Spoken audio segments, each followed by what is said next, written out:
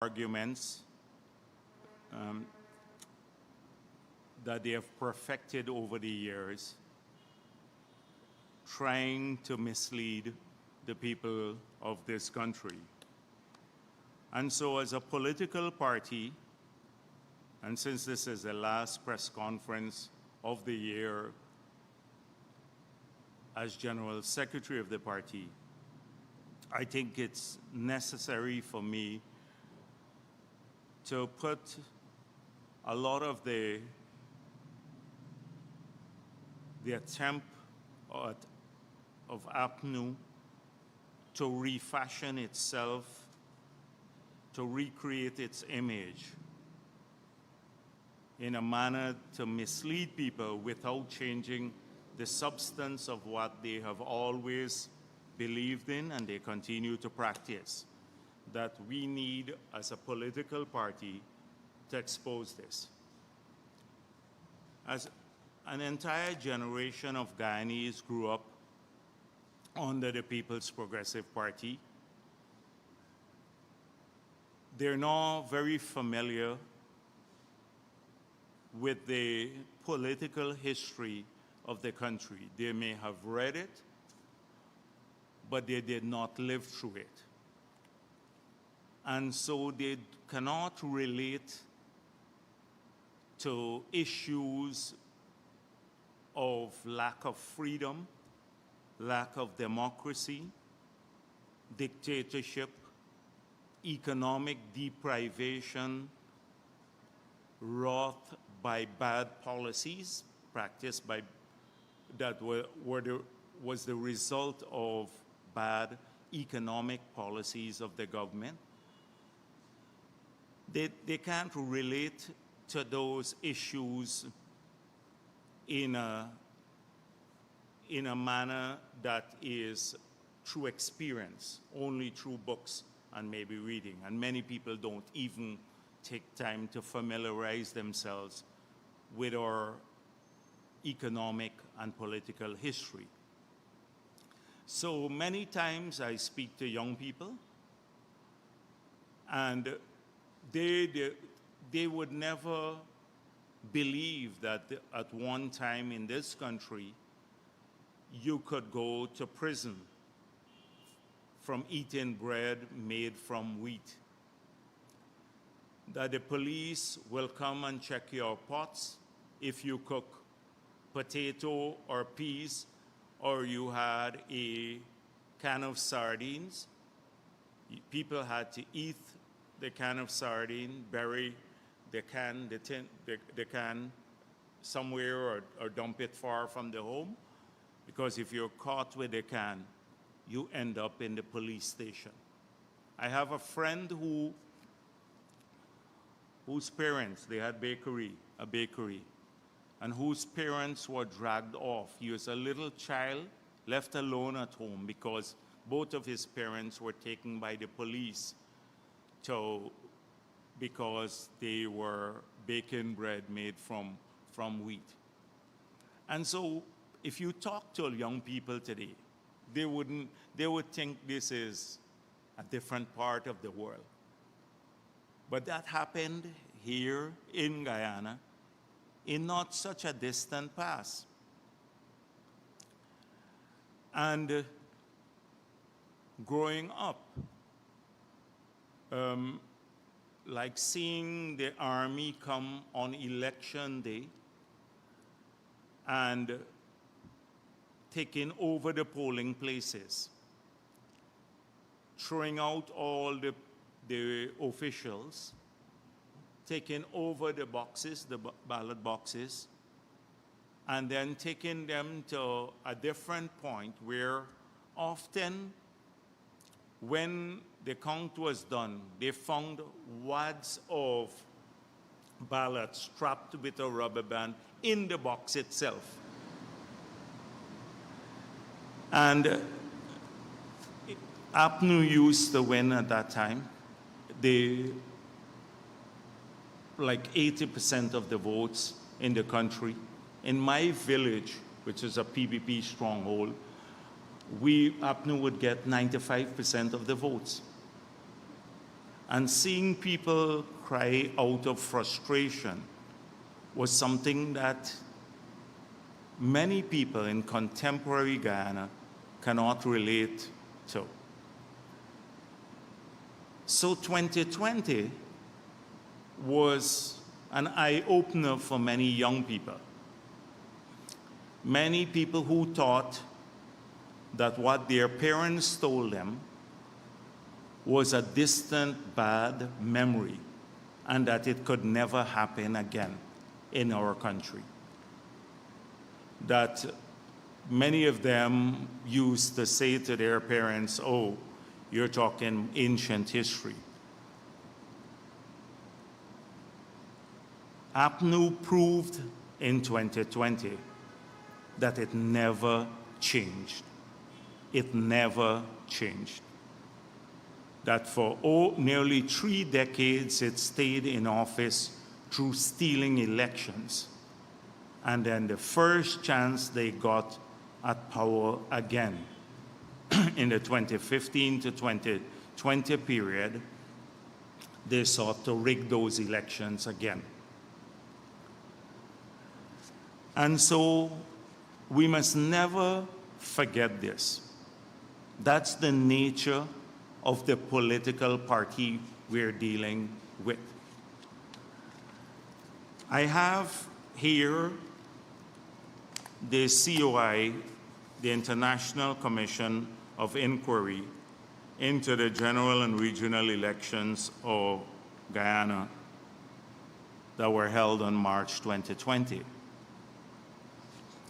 And this document just reinforces all that we know in this country.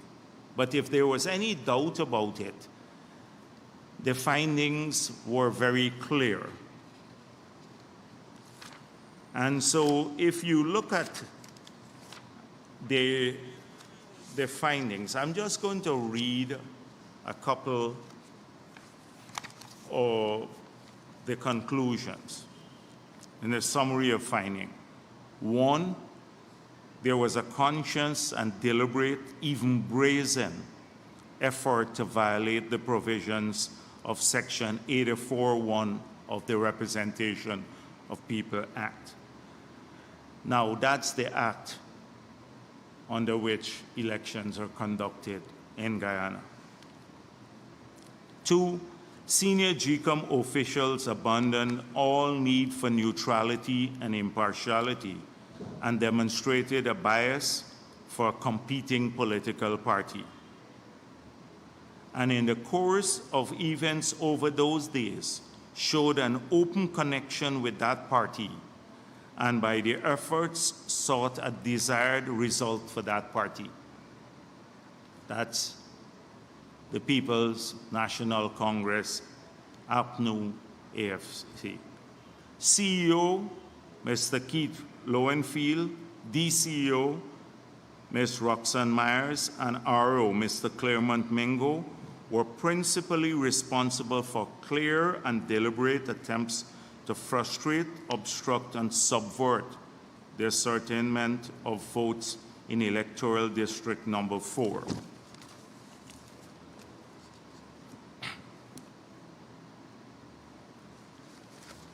Notwithstanding that GCOM had specifically decided that the approved method for ascertaining and tabulation of votes cast for the respective competing political parties was to be by the comparative examination of SOPs, the CEO nevertheless approved the use of a spreadsheet, which turned out to be a document, the information on which was substantially inconsistent with that on the SOPs in the possession of party agents.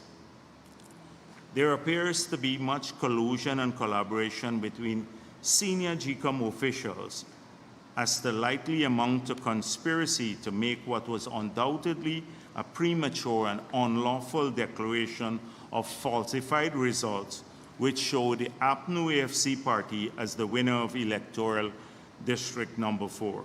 This was the ultimate goal of the CEO, the DCO, and RO. I can go on.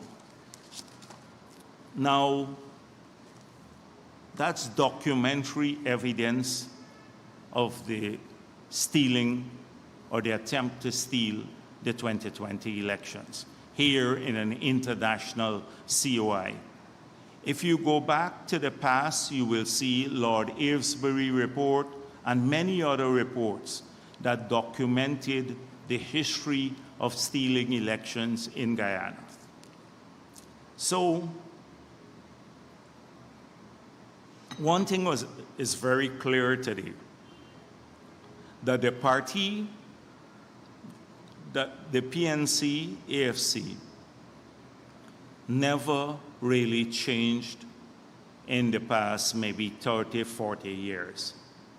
They've always tried to stay in power through or have stayed in power through stealing elections.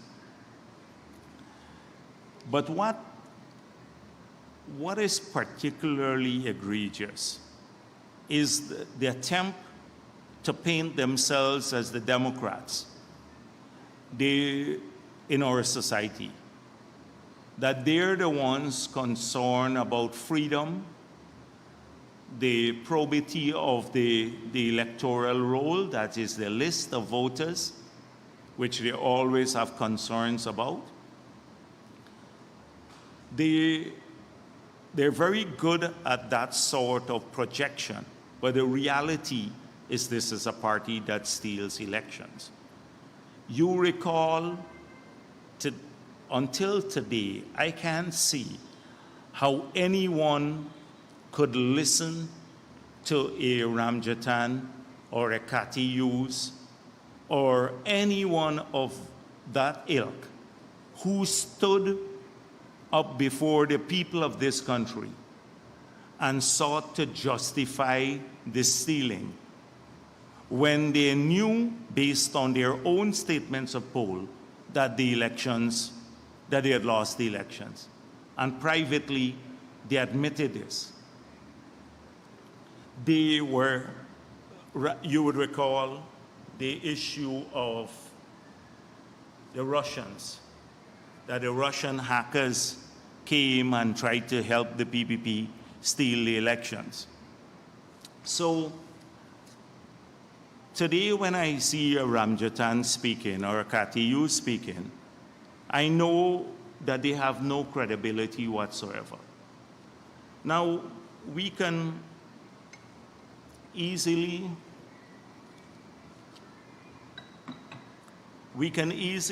say this was history. But in 2023, we also had local government elections. And again, we saw an attempt to, first of all, block those local government elections, and then to stop them using the court. The phone is vibrating again.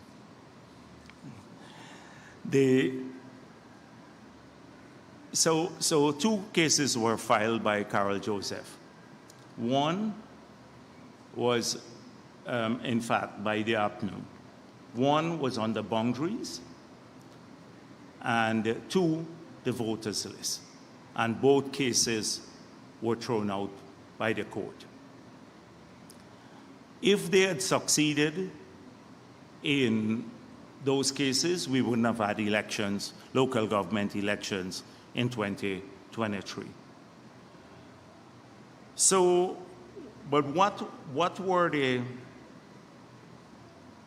results of the local government elections? And that was another seminal event in the country.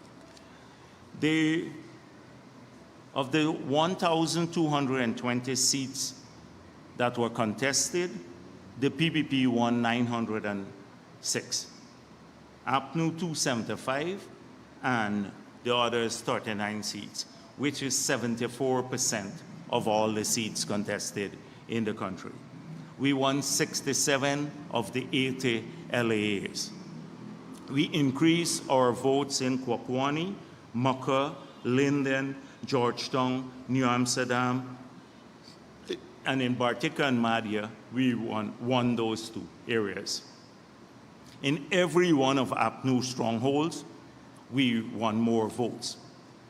And these were Afro-Guyanese communities, mainly, that the PPP expand its strength in. So one thing today is very clear, that the only political party that has shown progression through free and fair elections, winning support across race in this country, is the People's Progressive Party. In almost all the Amerindian communities where we had elections, local government elections, contested in Letem and Aranaputa in Region 9, we won those outright. They didn't even contest. In Matthews Ridge and Port Kaituma and Maburuma, we increased our support. Almost every, in Madhya also we won there. So almost every Amerindian community, we increased our support. We increased our support in areas where Afro-Guyanese live predominantly, the areas I mentioned. And in the Indo-Guyanese communities, we also did extremely well. APNU did not contest in many of them. So it is today the only political party that can demonstrate through its record and its support that it's the national party of Guyana. No other political party can do that in this country.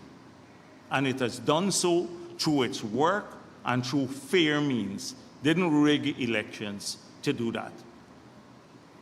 So that, if you contrast the record of the two parties, we have always fought for freedom in this country. In the dark days of APNU, when we didn't have any democracy in Guyana, many of our people were jailed. Many lost their lives. Walter Rodney, there was another COI, he was from the WPA. He was killed by the APNU government because of fighting for freedom for this country. Father Dark was killed. Many others fought for freedom in this land. And in 2022, without the PPP leading that fight, in every single form, if we didn't stand firmly in this country, of course, supported by a lot of NGOs and the smaller parties and the international community, but led by the People's Progressive Party, today we would have been living in a country that would have been an international pariah, would have been like Venezuela possibly, and many people would have been fleeing here, oil or no oil, because that is where APNU was taking us. So as we end 2023, let us never forget that the people who have always sought to take away our freedom has been this political party, and it has remained unchanged. Imagine unapologetic about this history. They've been unapologetic. They filed 2 petitions. The first one was thrown out for lack of service that went all the way to the CCJ. And then the other petition that Roysdale Ford, this is a poor lawyer, Roysdale Ford, he lost almost every single case that he has filed in court. He's always wrong. He's wrong on this summon to Burke too. But he lost the case because they were challenging Order 60. And anyone who knew or followed the election cases closely would have known that tangentially the CCJ had already looked at Order 60 when they made their ruling that led to some of the reversals here, so that Lowenfield could not have done what he did, which was unilaterally disenfranchise 175 1,000 people based on a Court of Appeal ruling. So they should have known that that would have been thrown out too. But they still, until now, Norton still hangs on to this lie that they won the elections, they were cheated in 2020, that he has the statements of poll. They filed election petition in the face of all of these facts as COI and what we know as in our hearts that they were stealing the elections. But that will not change about APNU. And they tried to pull that again they were unrepentant. In 2023 in local government elections, after this crushing defeat, you recall Norton saying before the elections they were contesting in practically all of the LAAs, which was a lie. They were not contesting in nearly half of the seats. That was a lie. He stood before the media. They doubled down on it. Sure, some Holder guy, some guy from his party there, the chairman, I think, said, he said it again, repeated it. When they lost the elections, they said they won. Then subsequently, when the facts hit them that they lost 6 to 7 of the 8 LAAs, they started saying that we rigged the elections. So this is not going to change. Anyone who associates with that party is associating with a party that have, since independence, stood on the side of stealing elections, not working for people's support. When you're in power, you have to work for their support through your policies. You have to get them to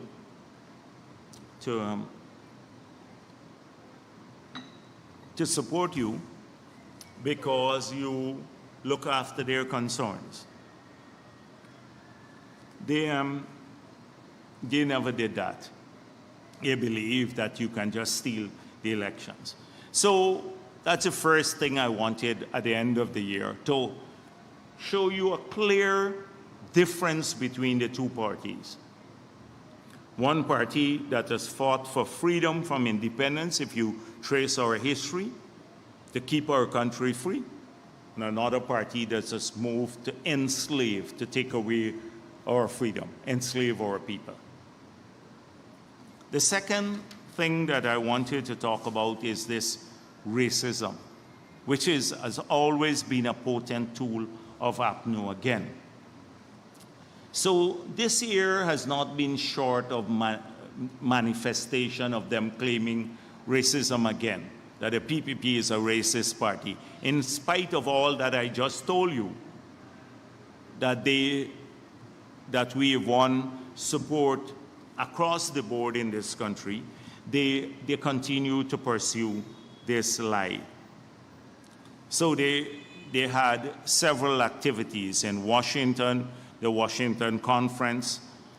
When pressed at the conference, they said they didn't have evidence.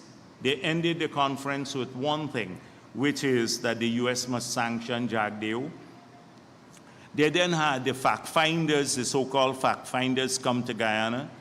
They chaperoned them, they came with a preconceived idea, and apparently they came here to find evidence to support that. And that is why they were led by Roysdale Ford and the others, taken around by APNU to just strongholds of the APNU AFC, New Amsterdam, Linden, and at Critchlow Labour College. At each of these places, they were confronted with a Change People's Progressive Party, because the people who confronted them about APNU's lies and the lack of credibility in what they were saying were supporters from these communities who were Afro-Guyanese themselves. They became very inconvenient to the fact-finding mission, so they were not given a chance to speak, to demonstrate that the only racist party in Guyana is APNU. And so the fact finders left the country, and no doubt they will produce a jaundiced report not reflective of this, what really took place. So today, until now, this party cannot move away from its history of using race to divide our people. And that's another defining characteristic of the People's National Congress. It's a elite-based party, race-based party. It can't cross a threshold. And therefore, today, if you look at the ERC, we don't have a single case filed before the ERC now, which is the constitutional body for discrimination. That is where you could have gone to file cases. If there was such a big set of discrimination in this country, you can use the two mechanisms that are there to address this, the ERC or our courts. And I would urge them to do that, but they are not interested in finding real cases of discrimination where they exist. And I'm not saying they do not exist. I'm saying that it's not institutionalized, because the People's Progressive Party has ensured that we work to make sure that all of our institutions serve all of our people. But there could be cases of individual acts of discrimination. I'm not saying they don't exist. That's where we would all be interested in finding those cases and making sure they don't survive. But APNU is not interested in that. They're interested in propaganda. What are the facts? The facts are that all of our people, since the PPP has got back into office, have more jobs, including Afro-Guyanese, more jobs. All of our people have more access to housing, including Afro-Guyanese. All of our people have more access to scholarships, including Afro-Guyanese. All of our people have seen a growth in disposable income, including Afro-Guyanese. All of our people have seen improvement in social and economic infrastructure, including Afro-Guyanese. Our children, all of them are treated better. They got back their money. Our pensioners, the people living with disabilities, those are the facts. Those are the facts. You contrast our record with that of APNU. Again, in this area, we didn't go to, you didn't see the government start firing people in Linden, which is an APNU stronghold. Contrast with what they did in the Sugar Belt. In fact, we extended 1,550 persons are working on a part-time program in Linden who didn't have not a full-time nor part-time job when the PPP got into office in August of 2020. You're going to have 1,400 people in Linden who will have access to a piece of land and a house under this government, because that's what we're doing there. When you didn't have a single new housing scheme being built in Linden under APNU. That's the difference. So, again, it is necessary for me to point out, as General Secretary of this party, the differences between the two political parties. One that uses racism as a weapon to get people to support them, and they're not interested in fighting racism wherever it exists. And we must do that. But they're interested in using it as a political tool. But the fact of the matter is that we have seen this. And this all follows like, so therefore, they then have these surrogates, having argued that the PPP steals elections, and then this country is the parties are race-based, then the next thing is that we must find a different model for governance. So guess where that comes from? This is the natural flow. So Gulsaran has resurfaced now, spoken about the elections petition, what APNU did, and then this is his conclusion. Considering that the two major political parties derive their support almost exclusively from the two main ethnic groups in the country, the winner-takes-all policy is not working. Whichever group wins the election, the other group feels left out in the process of managing the affairs of the state as well as nation building. In some cases, it feels discriminated against, especially as regards employment opportunities and the award of government contracts. In the circumstances, an alternative model of democratic governance needs to be put in place. And then it says, both the major political parties have been guilty of engaging in window dressing. So this is a condescending thing too. So the model of governance now comes into question. Not that the premise is wrong, that one party is exclusively race-based and the other party is working. I set this as a goal. In opposition, we said it clearly, the PPP is underrepresented in the Afro-Guyanese communities, and we will work very hard to ensure that that changes. You've seen it changing in the party. You've seen the support grow.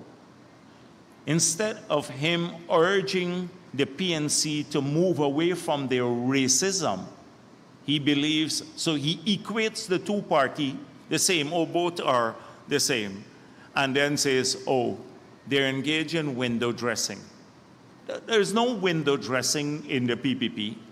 Mark Phillips, as the Prime Minister, has a substantive portfolio, weighty portfolio, and you see him exercising that. 3 or 4 sectors fall under him compared to Nagamootoo. We have the Minister of Public Works who controls the largest budget in this country, Edghill. A Minister of Home Affairs who now has a combined ministry, unlike under APNU, where Ramjatan had half of a ministry and Felix had the other half. We have now a Minister of Tourism and Industry who is Afro-Guyanese, a Minister of Labor. I can go on. Substantive portfolio, foreign affairs. These are substantive portfolios. There's not window dressing. You look at it across the country. Substantive, unlike APNU. And so I need to point out contrast, the contrast between the two parties. But people like Gulsaran and others who survive because they have no credibility whatsoever. And he sued me because I said he has no credibility. So I'm looking forward to the court case to prove that he has no credibility. I pointed out some of the arguments before, but they survive on this thing like, oh, both parties are the same. Both parties are not the same. They're not the same. For all the reasons that I've outlined and further. For example, we have a development plan for the country. APNU has 0 plan. We have a vision for this country. You try to listen to their vision for economic vision for the country. We have an oil and gas strategy. Ask them, they're waiting for 2025 to outline theirs. They had one, I don't know what they had in 2016 because let me don't use that word. They messed up everything. So we're not the same. So people like Gulsaran and others strive on this sort of thing. Oh, the two parties are the same. They steal elections, we fight for freedom. 2, they're race-based, we fight to bring our people together. 3, we have a clear plan for the country. They have nothing whatsoever, nothing whatsoever. That's the contrast that we're talking about today. And that's the state of affairs of this country and the political structures of this country. They're disastrous. They have nothing. Look, Starbuck News was trying to be a little bit helpful to say they launched their development strategy, a 3-pager with 5 generic points. I think they wanted to be a little benign, but it's a waste of time. It's like not even the preamble to our development strategy. No clarity on anything. As I said before, you can ask me about any sector here now at this press conference, and I'll be able to tell you what our end point in every one of these sectors would be. If it's mining or forestry or agriculture or health or education, we have an end point, an end goal, and it all fits together in a coherent strategy. And the finances, we manage the finances in a manner consistent with that end point that will see major prosperity for all of our people, but we have to work towards it. So we manage our finances in a manner which sometimes some people don't like because they think we should use it all up now. But if you do that, we're not going to achieve that end point. And so sometimes we have to talk to people about it, because a country doesn't get rich overnight. It gets rich if you work towards it and you have clarity of vision and you manage your finances in a proper manner. And that's what we do. We explain it. The last time I came here, I explained why we cannot every year give all the money we collect in public sector wages increases alone. That there are so many other competing demands and things that are necessary to ensure future prosperity so that we can sustain the public service salaries in the future, whatever happens, notwithstanding the fact that we could lose the output from the oil and gas industry, we could face lower prices, we'd still be able to sustain the higher wages and salaries because we're making the investments now necessary, the other types of investments. You don't want to be able to sustain it for one day and then later it gets wiped out through inflation. You recall Suriname? One time Suriname had a massive, their public sector wages were very high. And then the exchange rate in Suriname went from the dollar was stronger, the Surinamese guilder was stronger than the Guyanese dollar, and then went to 3,000 guilders to $1. What do you think it did for public sector wages? It just wiped it out. Because they had windfalls in the past. They were getting windfalls from the gold sector, from oil and gas, from royalties from other areas. And look what has happened. You just need to look around. So you would not hear us every week at a press conference be convenient, blow in the wind, try to latch on to a populist issue. So this issue is popular for the weak, public service wages. Let's go and make an outrageous claim, oh, you should give them 30% or 100%, etc., because it wins you popularity for a week. That's not consistent with achieving a long-term vision. And we do have a long-term vision and they don't have. So there are differences between their parties. I'll come back to that. We can talk about corruption, and people talk a lot about that. In 2015, before APNU won the elections, they claimed we were stealing hundreds of billions of dollars every year. Actually claimed that, including Gulsuran.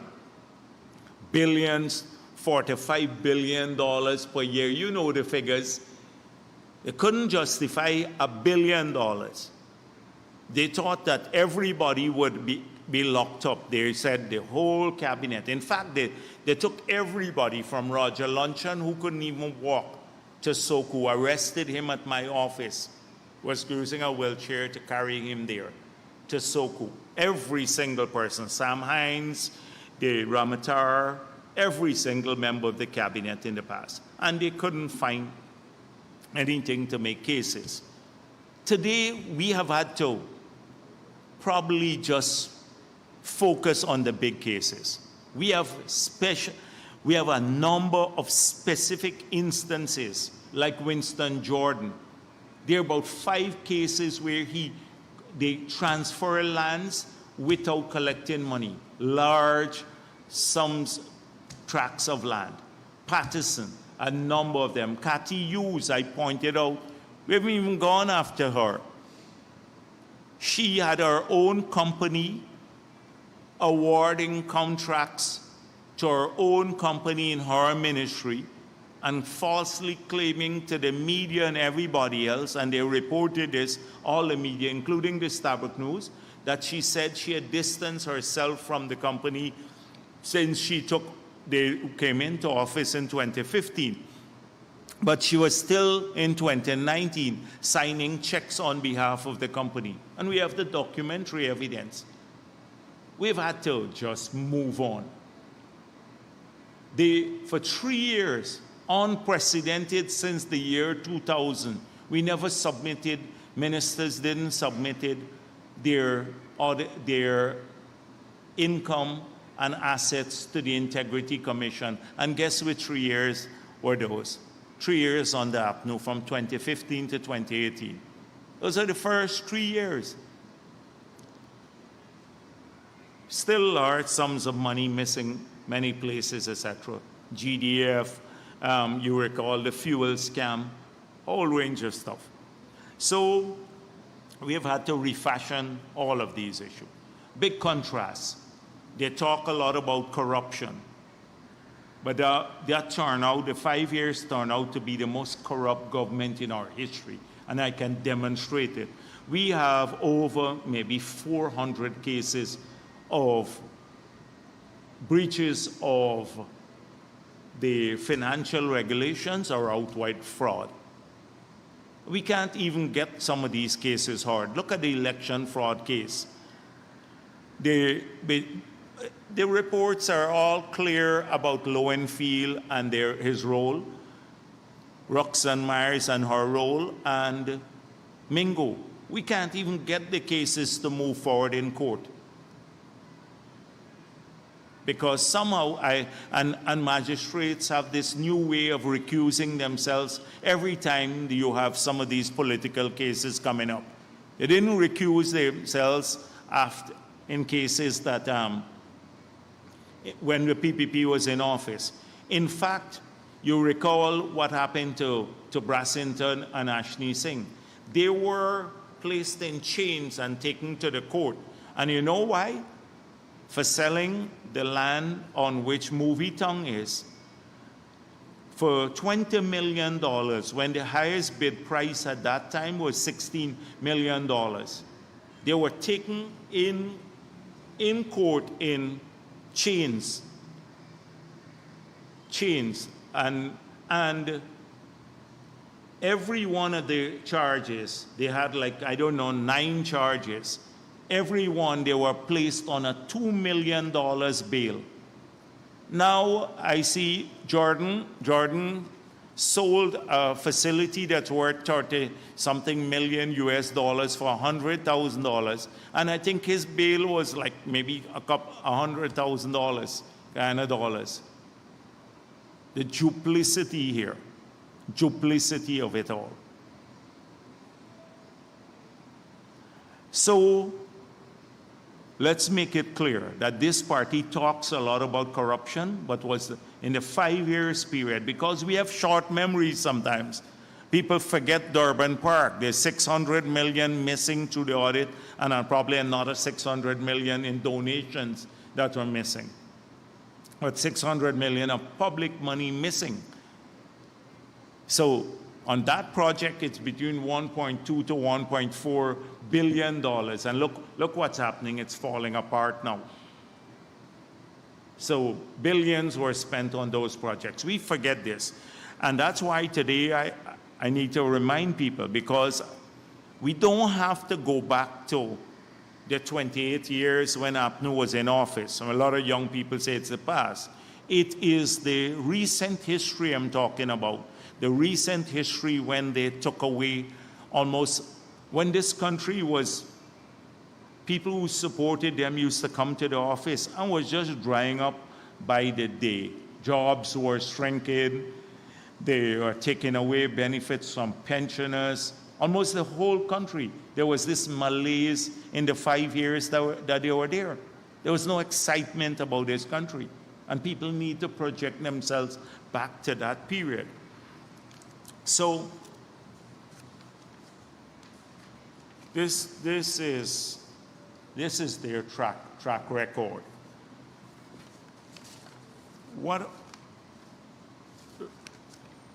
By contrast, this year has seen a major progress under the PPP. So what are some of the things we have achieved? Now, over the course of the next couple of days, I spoke with the ministers even today, and so you're going to see a slew of press conferences before the end of the year by the ministers speaking about their sectors, and you will see the vast progress we have made in almost every sector since we assumed office. But I want to also re-emphasize, why is this magnified? Why the progress has been even greater, in my view, than what seems apparent to many people, is because of the circumstances in which they were achieved, or their success was achieved. First of all, we had to overcome a period when $419.5 billion was spent by APNU without any parliamentary approval. From the budget of 2018, the last budget, to when we produced the budget in 2020, September 2020. For the whole of that period, that was $419.5 billion was spent without parliamentary oversight. A lot of expenditures were made for the whole of 2020 without any approval of the parliament. So in 4 weeks thereafter we got into office, in the middle of a shutdown in this country, shut down because we were fighting an existential threat, COVID. In 4 weeks, we produced a budget. I will go back. I just want you to look at the measures in the first budget and look at our manifesto and see that in the first budget, 4 weeks after we got into office, in the middle of COVID, we fulfill almost 70% of our manifesto promises in the first budget. It's not an easy thing.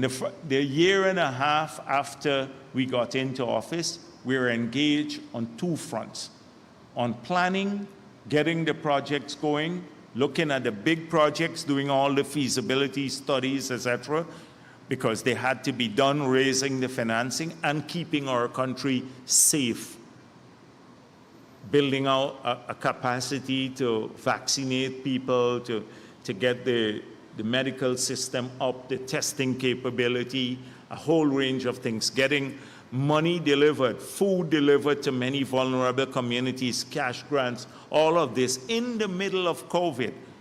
It's a model case of how it's been done. You compare this with many other countries. And we just got into office, so we had to overcome the problems that they left us with of a financial nature. Two, we had to tackle COVID, the shutdown, and reopen our country in a phased manner, get people back to work and also keep them safe. And then thirdly, to implement what we promised to the people of this country.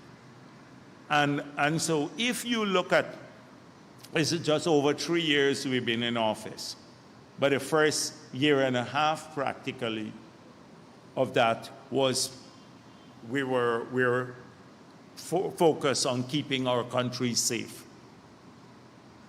And in spite of that, we've managed to change the dynamics of this country. If you look at every single report, not coming out of APNU and what some low guy that they have as their economists, but look at ECLAC report, look at the World Bank report, Inter-American Development Bank, the IMF reports. Every single report has shown that not only has the economy been growing at record pace, but all the things we manage in spite of that growth to avoid the overheating of the economy, the high rates of inflation that some countries experience. So even when you talk about a growth in cost of living in Guyana, and Stabrook has been running this series, comparatively with the rest of the world, including the Caribbean and the United States of America,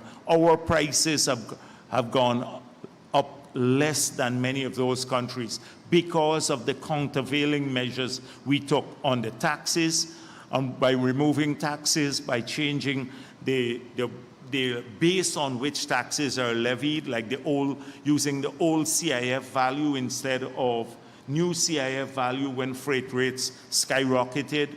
A whole range of those things help to keep the cost of living in lower than what the global average, and more so in an economy where you had massive sorts of investment, which tends to impact on prices trending upwards when you have that sort of economic growth or the scale of investments that we have experienced in this country.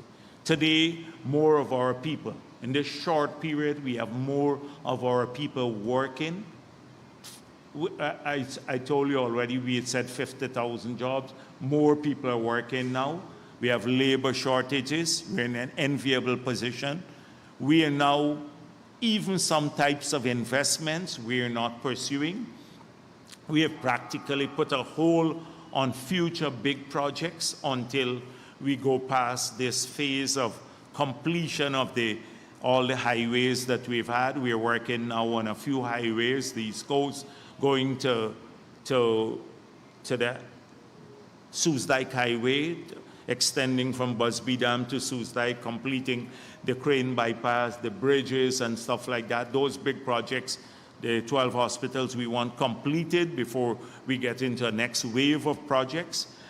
And all of this is happening in spite of the challenges we face. And so the ministers are going to point out in great detail the massive amount of work we have done on drainage and irrigation and on structures and all of these issues to better manage our ability to control water. We've done this in those difficult circumstances, overcoming the election, the expenditure pattern before the elections, the unpaid bills left. We've overcome all of that, COVID, etc. Secondly, this year we've had the biggest anywhere in the world sale of forest carbon. And it happened because of work we did since we got back into office. This year, it came to fruition because from the time we got into office, we resumed a process of certification of our forests. And this year, we got the credits issued, and we sold some of those credits and for $750 million, the biggest deal anywhere in the world. That is a major achievement, too. On the oil and gas side, in spite of all that Kaichur News goes on with, the nonsense we've had to contend with during the course of the year, if you look at every assessment from the international community, you will, including the IMF reports, you will see that it's one of the better managed industries anywhere in the world, and that the pace at which we have changed the framework has been unprecedented for many countries in the world. We have done all that we have said we will do in this sector in terms of the framework agreement. We went for the gas to energy project as a way of getting more from the contract. We passed the local content law, which is a way of getting more from the contract. Let me tell you the assessment of a lot of people, including the oil and gas executives. When they come and see the levels of investment and participation of Guyanese, they don't believe it, because their experience is that in many of these countries where the oil and gas industry goes to, guess who owns the buildings that they're renting? The foreigners. The foreigners come in, they own the building. Almost all the things that they supply, food, everything else, security services, taxi services, come from foreign companies. Our local content law is unprecedented in such an early period. In any country where they have just had a fledgling industry and the level of integration. The big facilities, look at warehousing. Warehousing is owned by foreigners. Almost all of the warehousing now facilities, Guyanese are investing in them, and massive amounts of money they make on rentals. Two, we have 3 of the shore-based facilities that are being built now, all 3 with the majority Guyanese ownership. These are massive investments. Any part of the world you go, you see it's foreigners who own these 2. Security services, rental services. The last week I had to deal with this thing about remittances and about the massive inflow that we've seen through Guyanese who live abroad, who are investing here now for the supply of the oil and gas industry. The level of integration and spending is unprecedented in a country that has just started our oil and gas sector. Trinidad was doing this nearly 100 years ago, or Venezuela. We've just started producing oil maybe 4 years ago. And we already have that massive level of integration because we ran ahead of what the oil and gas sector wanted. They did not want the local content law. They didn't want to give us the free gas for the gas to energy project. We got that. We got the local content law passed. We got a reform of the NRF to the extent that it's used as a model in many parts of the world for transparency and oversight. We have a strong oversight mechanism for the Natural Resources Fund now, strengthened oversight. We now have a new petroleum activities law updating the one from 1986. We have auctioned now our blocks. It's not on a first some save basis. We've reformed our PSA. We've dealt with almost the whole industry. So it's model management in spite of what you hear, Kaichur News, ring fencing all day long, the same nonsense that you hear. It's one of the better managed industries in any part of the world. We have strengthened our environmental permits to a point where we're way ahead of the world in terms of ending flaring, etc. So great progress in that sector too. Not just the low carbon development strategy, which we're leading, but also in managing the oil and gas sector. I can go on to talk about the macro achievements. I don't want to, because what will happen is that the ministers will go into much greater detail sector by sector in the achievements of the year. So first of all, I had to point out that we're a different party than the opposition. We believe in freedom and fighting and free and fair elections. We believe in working for all of our people. We fight racism. We have a plan, economic plan for the country. On those issues, they're on the opposite side. And so how viable are they? Can they ever take office without dealing with these issues? It would be disastrous for our country. I've pointed out about the progress we have made in spite of all of the odds stacked against us. Now, I just want to quickly, and some of the odds are, I can understand they come from APNU, etc. But we are not fighting also APNU. Sometimes when we engage in robust criticism of some of what goes on social media, people think that the party should just allow people to say what they want. Now, we believe in free speech. This party believes in free speech. This party believes in a free media. It believes in a free society. But we will fight people with all of our strength, whichever quarters they come from, who seek to divide our people along ethnic lines and to reverse the progress that we have made, and who tried to take away our freedom. These are non-negotiables for us. We have no apology for fighting these individuals who try to mislead our nation into doing things or clouding people's judgment so that they make wrong choices. We point out alternatives. So we have, outside of the formal opposition, we have had a lot of those coming from some wild people. Rickford Burke and some of the others fall in this category. They have nothing good. They live abroad. They have nothing good to say about our country. They sow divisions, discord every single day by their comments. They use social media as a weapon against the government, but also against private citizens of our country. They use social media as a means of extorting people.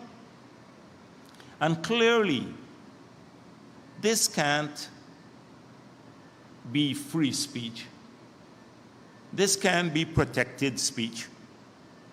This cannot be this area of criminality, because it's criminal what they're doing.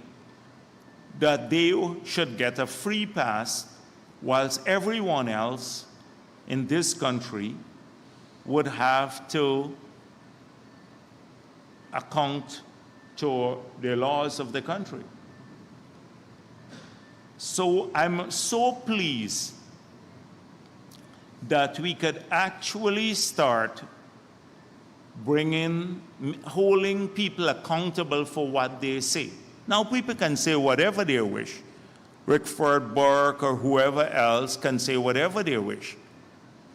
But if it's seditious, if you're in Guyana and you say this and it's seditious, you have to face the court. They too must face the account or be held accountable. And so I was so pleased. I saw the opposition saying they support Rickford Burke and that the PPP wants to silence its critics. We're not saying he should remain silent. He could speak as much as he wants to, but you must, if it crosses the border of criminality, you have to face the law like anyone else. But what the opposition is doing, they're supporting, you know, one of the charges that Rickford Burke has, and we have credible evidence now. In fact, solid evidence that he was part of the plot to extort a businessman money, and he's charged for that. So APNU wants to prevent a man, APNU supports extortion of businessmen, basically, because they don't want him to face trial for extortion of money from a businessman. Now, I know that this is probably what APNU wants. This is not about free speech alone. This is about extortion. You know, in the United States of America, in any part of the world, you go to jail for long periods. So I saw Roysdale Ford, and he has a proclivity to put his foot in his mouth, apart from losing many, many cases. I don't know what sort of senior counsel this man is. Like he just misses everything, the key points. So I think I want to thank Sanjeev Dattadin for clarifying one issue. A simple issue, where he says, and I'm going to quote from him, that the summons are different than warrants, which seek to arrest or detain someone for him to be produced in court.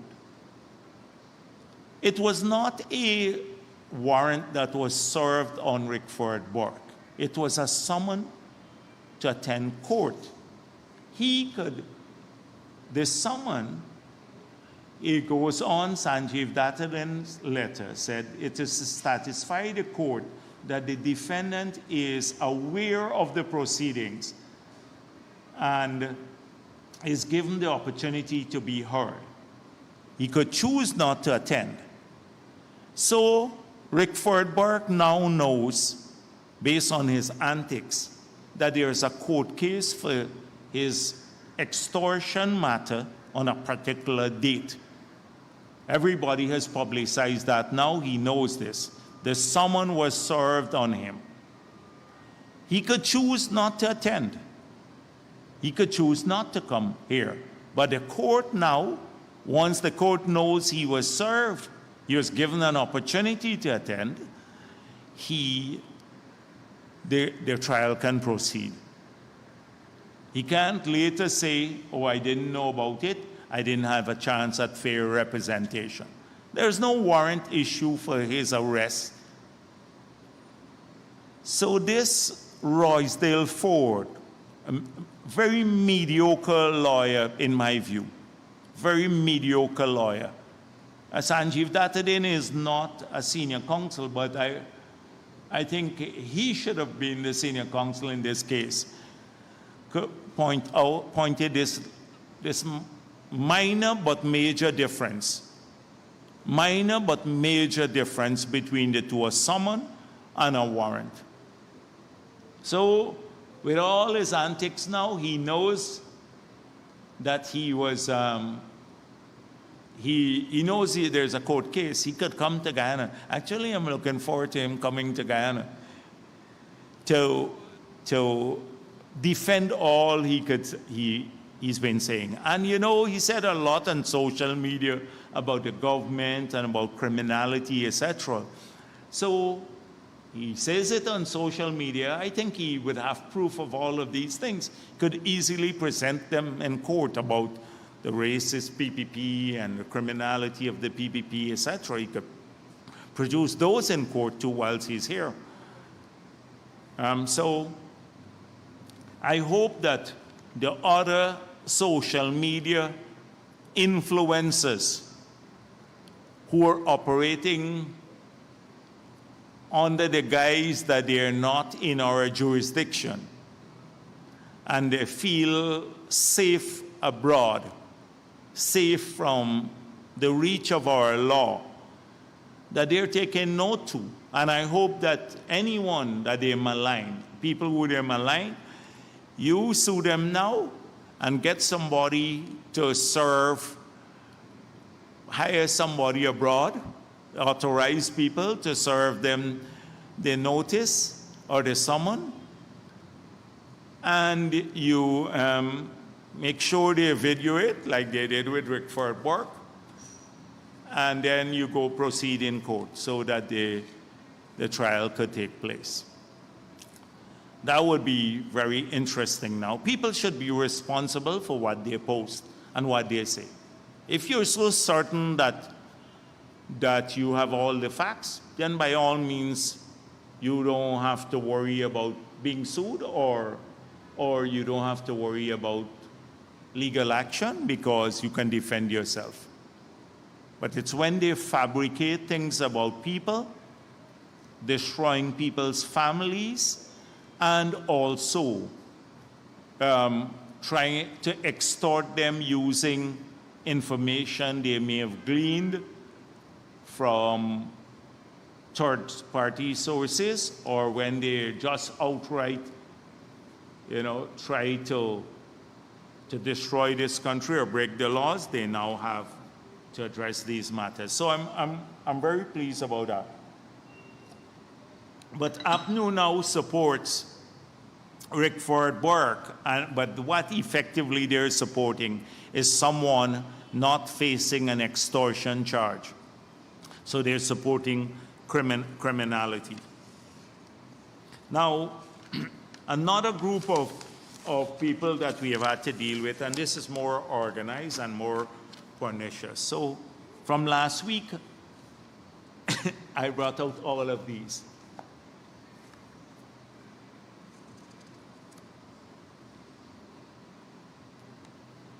So, from last week, the Peeping Tom, since I said Peeping Tom is a coward because they're hiding behind being anonymous from the last week. So I seen quite a few stories from Peeping Tom. So Jagdeo is being fallacious and flippant. After the oil is gone, Jagdeo doesn't have a national depletion policy. Jagdeo does not get it. Jagdeo on remittances. Is Jagdeo bubble about to burst? This is all this week. I'm like very popular with this Peeping Tom. So the bubble, Marcel, I'm very popular over there in Kaichor News and Peeping Tom. So Guyana's high forest cover to obtain financing through the sale of forest. If the forest carbon markets collapse, it will bring an ignominious end to the international career of Bharrat Jagdeo. Really? I didn't know I was building an international career on the forest carbon markets. In fact, I just said we've had the biggest deal in the world. If this collapses, my whole international career will disappear. Ignominious end to the international career. Is Jagdeo bubble about to burst. This is the forest carbon. Now, I express concern about it here myself for the reasons any sane person would know what I'm saying. That we have moved ahead in spite of this, in spite of the forest carbon markets not doing well. But this is one. So, the national depletion policy. We've dealt with this depletion policy already. Our depletion policy, let me state it again, it sounds a bit crude in the context of net zero. It is to get as much of the resources out of the ground that oil sold and the money saved for the future or being used to reorient our economy to one that does not rely on fossil fuels in the future. That's our depletion policy. Consistent with that, we are licensing all the new FPSOs at an expeditious pace, but with due regard for safety to ensure that we can do this. We do not want to lose that window of opportunity that is closing on other countries. It's clear as daylight. That's our depletion policy. We are even now trying to accelerate exploration in the other blocks outside of a Stabroek block. We've said that. What could be clearer than that? And we not only said what the depletion policy is, but why we need to do that and what we want to use the resources for. Save, you need to transfer the resources from crude assets, that's crude oil assets, which may not have a price in the future or a place in the market, to financial assets or infrastructural assets or social assets. That is the transformation we're seeing and we're hoping to achieve in this window. It's clear as daylight. So there is it for your depletion policy. We made it clear, 100 times. So enough, please, Jagdeo is being fallacious and flippant. The example I'm using last week, they said I use a wrong example to compare it with a home. All I'm saying that anywhere in the world and every unit of management, whether it's at a business level, a home, a country, or even in heaven. Well, no, heaven has unlimited resources. So here on earth, you have to manage and live within your means. That's all I'm saying. If you live above your means for too long, or you expend what you don't have, or you expend based on future income which may not be there, you will end up like what happened to Guyana in the past. They did exactly like this, and so by 1990, we were declared uncreditworthy. The debt stock was 9 times that of GDP. We're using 153% of revenue to service debt.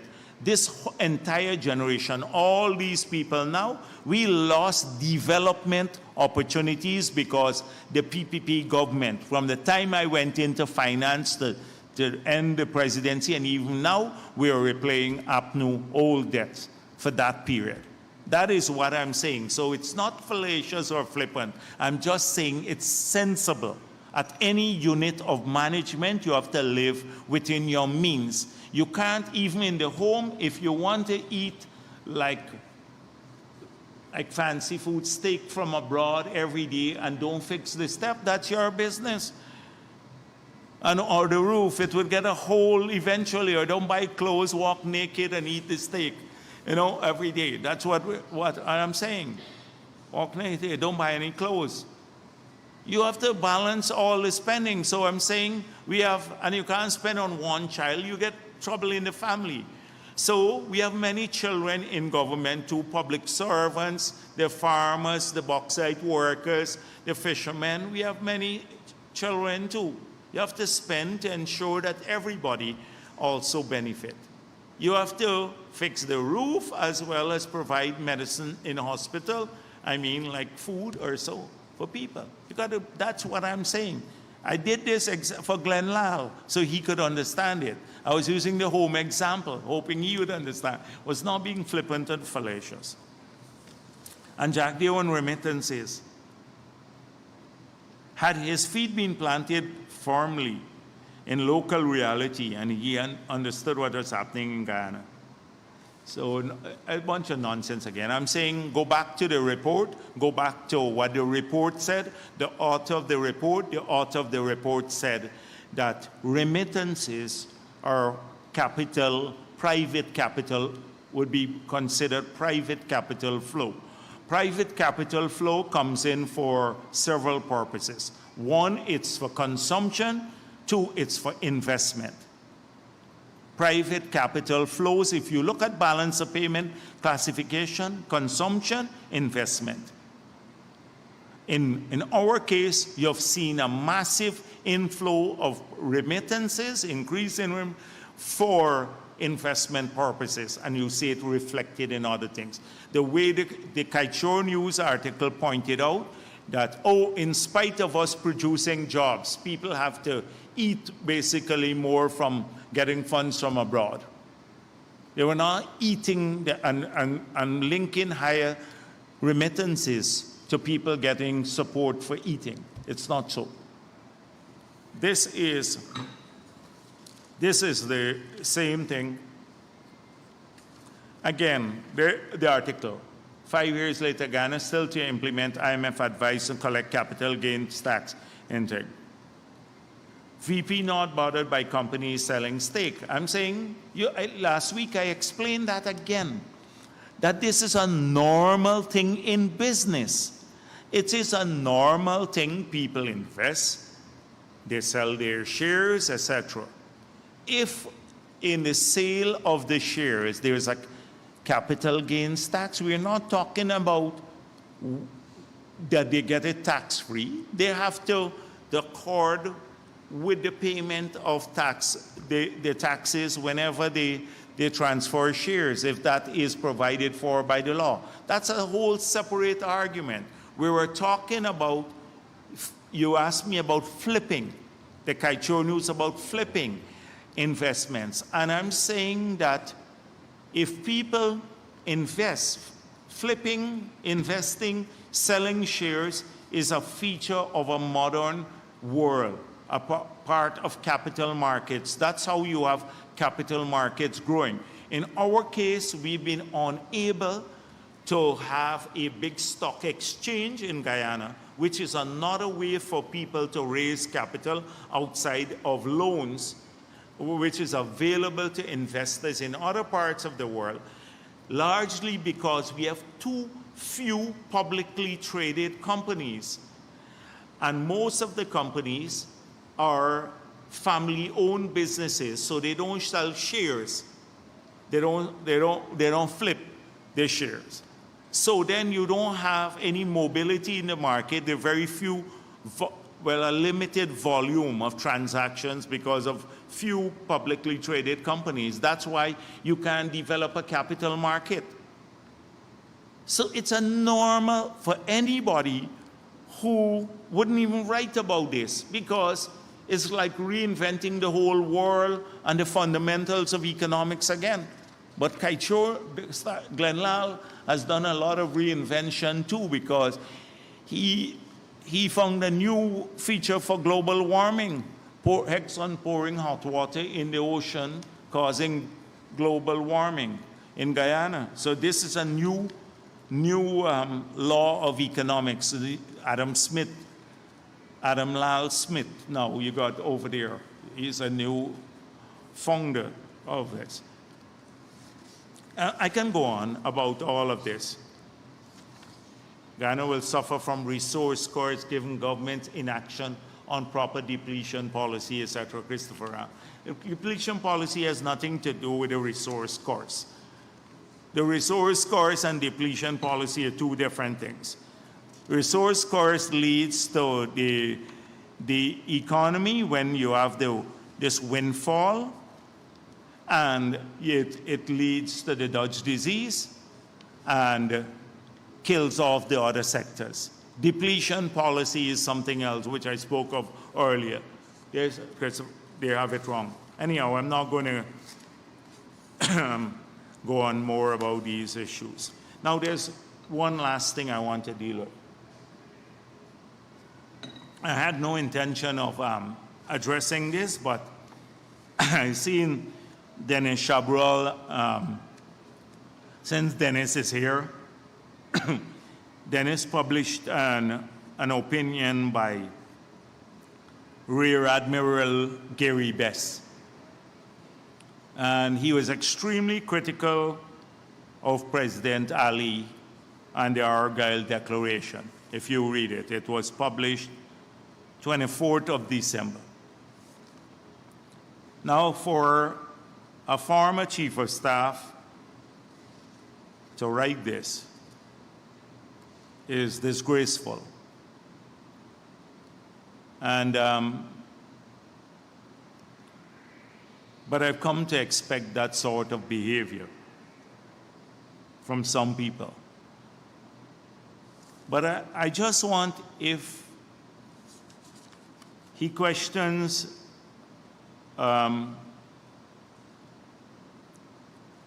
just one paragraph. Put differently, did President Ali, in accordance with Guyana parliamentary approval, to only discuss a border controversy, needed to check back with the citizens of Guyana before committing to a declaration that includes the words territorial dispute? Did he therefore exceed his authority? So he's questioning the Argyle Declaration and whether the president exceeded his authority. Now, I've stayed away from sharing my real views on some of these issues, because at some point in time we may need to do it. But I want you to look at two documents, if you have the opportunity to. Dennis, you should look at the 1963 agreement between the British and Venezuelan foreign ministers, and then a document taken by Chedi Jagan to the cabinet, well, it was the Council of Ministers, on the 25th of February, 1964. And you will see that the gist of it, I'm not going to quote it, but the gist of it was that after Venezuela raised this issue formally at the UN, the British foreign minister met with the Venezuelan foreign minister, and they agreed, also consulted with the British Guyana, the leadership. They agreed, without any commitment, to have an individual go to examine the records in Venezuela to see whether they found any proof of what the Malay Prevost was saying, that the 1899 award could be nullified based on fraud. Now, a gentleman was sent, and he came back, and he said, I found not a shred of evidence. This is what he said. The main result of my visit to Caracas may therefore be summed up as showing that Dr. Falcon's claim in his United Nations speech that the recent discovery of extraordinarily important historical documents enable us to be acquainted with the history of the arbitral award is not justified. In fact, he took his stand on Malay Prevost's memorandum, which, however, contains only one new factor, which is only the writer's personal opinion that the award was influenced by a Russo-British deal. So far, the Venezuelan authorities have been unable to supply a single shred of evidence to support this opinion, and I feel confident that the references asked for by Sir Douglas Busk will not add any substance to an aged lawyer's flights of fancy, which he was suffering from the immediate aftermaths of the receipt of a high Venezuelan decoration. This was the finding. that this guy was talking nonsense. There's not a shred of evidence they found. And this is what the premier, who was Chedi Jagan, at that time invited the cabinet to do. He said, and I'm not going to read the whole thing, he said, third point of it, to decide what further steps should be taken to prevent any erosion of the stand taken at the United Nations in November 1962 by the United Kingdom government, and to resist Venezuelan maneuvers to secure a reopening of the frontier issue. Chedi Jagan, 1964, February. Resist any attempt because not a shred of evidence was found to reopen the border issue. This is after they sent, the British government with British Guyana sent an individual to check if they could justify it. And they found no evidence whatsoever. Would Gary Best pose the same question to Burnham that he did to President Ali? Under whose authority he signed the Geneva Agreement? That is the question he should ask. Whether he consulted with the people of our country too. The 1899 award is sacred. They couldn't find a single shred of evidence. Venezuela latches on to this Geneva Agreement, but the Geneva Agreement itself doesn't say that we recognize their contention. It says that, we should try to examine basically their claim that the award was null and void, the 1899 award. It didn't recognize their or accepted that view. But here you had a cabinet decision in 1964 saying should not do it anymore. If we start going down this route that Gary Best has done, we just would be playing into the hands of Venezuela. The 1899 award, based on all the historic documents, is sacred. It was done deal. It was accepted by everyone, Venezuela included. Their attempt to reopen it was done not on a shred of evidence, as we found that they sent a person to Venezuela to verify all that they claimed they had. The man said, no, not a shred of evidence. And this is only based on this man's flight of fancy.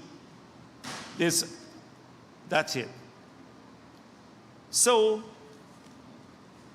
Gary Best is now questioning all of that. And the issue about border controversy and stuff like that, we are clear about that, the word controversy. We keep using it.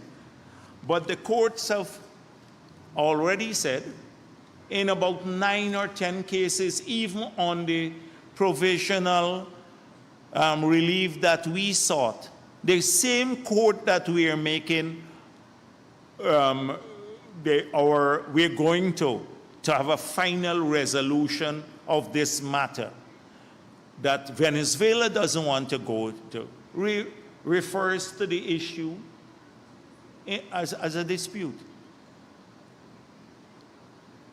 So I don't know if Gary Best read the provisional measures or the court ruling on the provisional measures that we sought. So trying to make, even as this day, the 24th, on Christmas Eve day, trying to address this matter in that manner. And when the country has basically, even the formal opposition has dealt with it, but trying to make it look, as though President Ali sold us out. It's just nonsense, pure nonsense. Thank you. Yes, sure. Good afternoon, Trina Williams. Trina Williams, Guyana Chronicle. Guyana will be taking its seat on the United Nations Security Council next week. What are some key issues that the country intends to highlight at this level? And since we're on the topic of Could you save those questions to Minister Todd when he has his press briefing? I don't want to.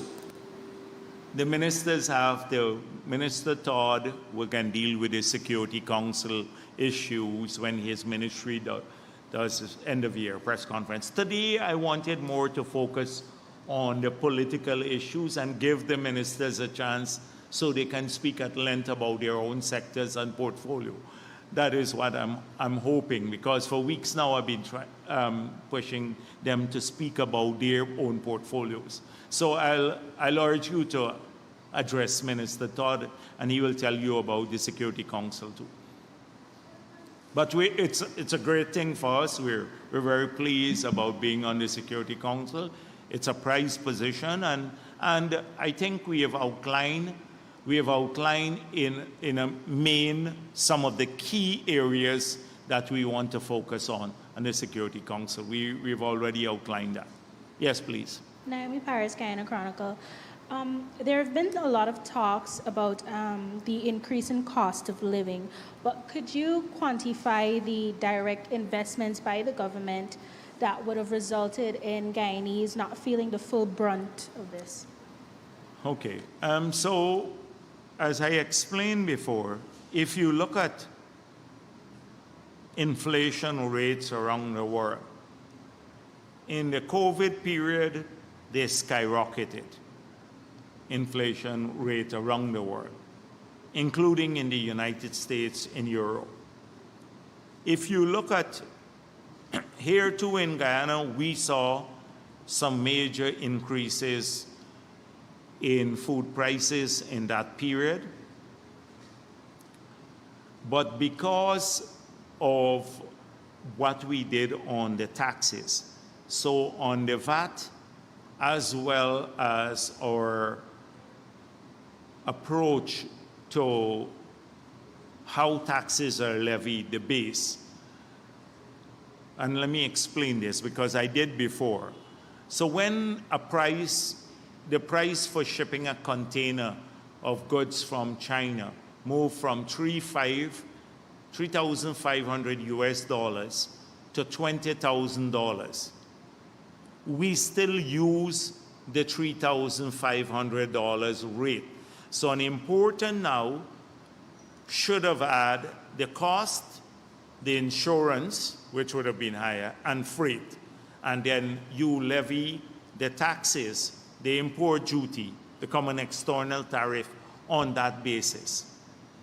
So if the cost of the goods was $10 or $1,000, and say insurance $500, and then $20,000, that's US dollars, and $20,000 to ship it, the base would have been $21,500. And then you levy, say, a 10% tax on that. But instead of doing that, we kept the old rate, 3.5. So if the cost will be $1,000, that's 4.5, and then $500 for insurance. So the old base was $5,000. So a 10% tax on $5,000 instead of a 10% tax on $21,500. So that abated a lot of the increases that came about because of the cost of freight. People, that went unrecognized. Billions of dollars were waived because of this. Billions of dollars we lost because of this. Secondly, we removed the tax on fuel. The fuel prices skyrocketed. There was a 50% excise tax on fuel. We brought it down to 0. That is, again, billions of dollars, because fuel feeds into transport, it feeds into cost of production, and many other areas of life. So even mining and economic activities. So we did that. Then we had removed the VAT on electricity and water, etc., and data. We then also we started subsidizing electricity and water. When the prices went up for fuel, the cost, the GPL and GWI also skyrocketed. But instead of getting a higher price for electricity or water, we kept the price constant. That cost, we absorb all of these costs in the treasury. Unlike, say, Suriname, which increased its electricity prices by, I think, a few 100%. Trinidad increased their electricity prices, etc. These were countries that had long had subsidized electricity. We kept our prices constant. So for the farmers, we gave them fertilizer. Now, what happened is that some of them got free fertilizer, so $1 billion of fertilizer, when fertilizer prices skyrocketed globally, because fertilizer is derived from oil products, crude oil. So when the crude oil prices went up, fertilizer prices went up. So by assisting them with the fertilizer, they managed to still be profitable. Their cost of production did not go up as high. Therefore, their disposable income did not get affected as much. So then through the cash grants, through the system. So there were, I don't want to list all the measures. Maybe Ashley can do that, about all the measures that we took, which many other countries did not do. And that is why we helped to abate the cost. When the price of sand and stone went up, so stone prices skyrocketed, there was a shortage, $15,000, it was about $10,000 per ton of crushed run and stone. And now, the prices skyrocketed and there was a shortage. In the first year, we licensed about 9 new quarries. About 6 of those, this is a success story. 6 new quarries are either operating or started operating. The prices now have come down back to about $10,000 per ton of stone. So sand prices, when the prices skyrocketed, we said, we open up some government sand pits. We're going to do more of that. So that the prices were just jumping all the time. We're trying to get the prices to come down. In Berbice, it's a big problem. A ton of sand in Berbice is like over $4,000. So if you're buying a 30-ton, maybe truckload of sand, or 30, I think it's cubic, 30 cubic of sand in Berbice, not ton, cubic of sand.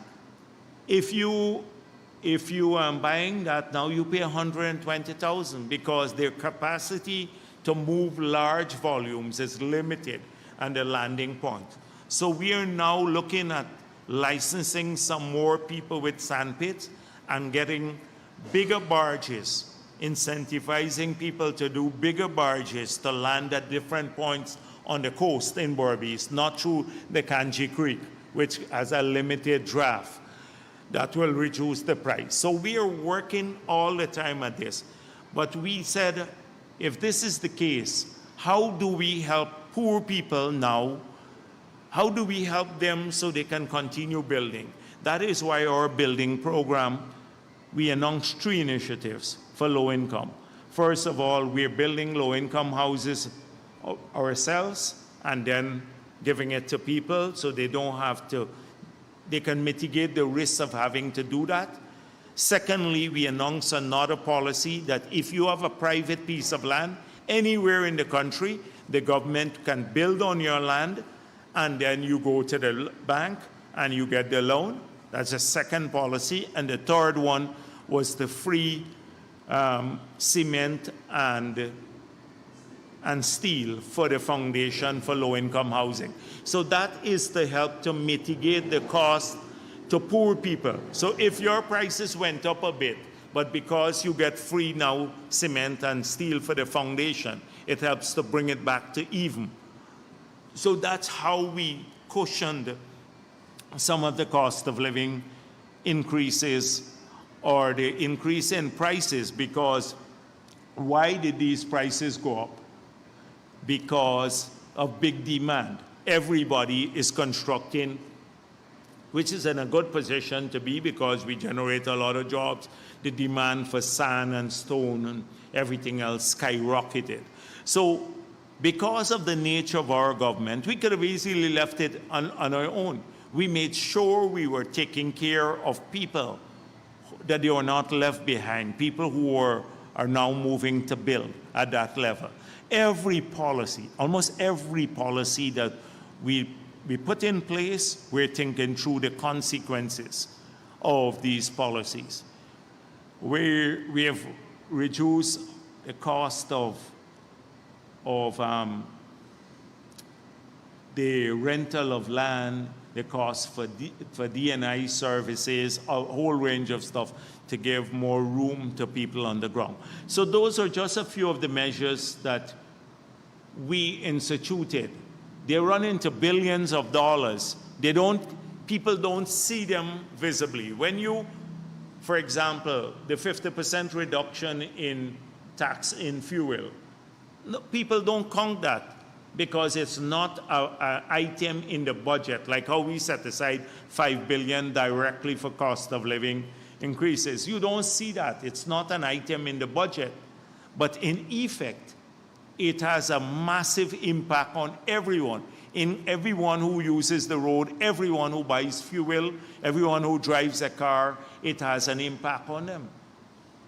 And that's how we've managed in this country.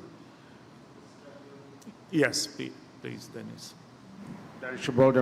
Sir, in news coming to an end not so long ago, the Venezuelan president is asking that Guyana abandons the presence of the HMS Trident in Guyanese waters, and he's seeing this as a breach in the spirit of the agreement of Argyle, dealing with dialogue, diplomacy, and peace. And he's also ordered the activation of a joint defensive action of the Bolivarian National Armed Forces off the coast of the Essequibo. What is your reaction to this latest development? And would the government be asking the naval vessel not to come into the waters? The president has been in touch with Prime Minister Gonzalez on this matter. He's made it clear that we support the Argyle Declaration in letter and spirit, that nothing that we did in the past or we will do in the future is to harm or will affect Venezuela and the territory of Venezuela. That these measures, a lot of these measures were long planned and they are routine and they are part of our building a defensive capability. Nothing that we do or we have done has threatened Venezuela. We don't plan on invading Venezuela. President Maduro knows this and he needs not have any worry about that. That assurance was given to him in St. Vincent and the Grenadines, and we have done so before St. Vincent and the Grenadines, and we'll continue to do so. Now, we don't have any plan to take offensive action against Venezuela. Whatever we do here has been routine and has been long planned, and it's part of our building a defensive capability in Guyana, not necessarily to fight wars, but to police better our exclusive economic zone and our territorial integrity and sovereignty. So we respect the Argyle Declaration, and President Maduro needs to understand this.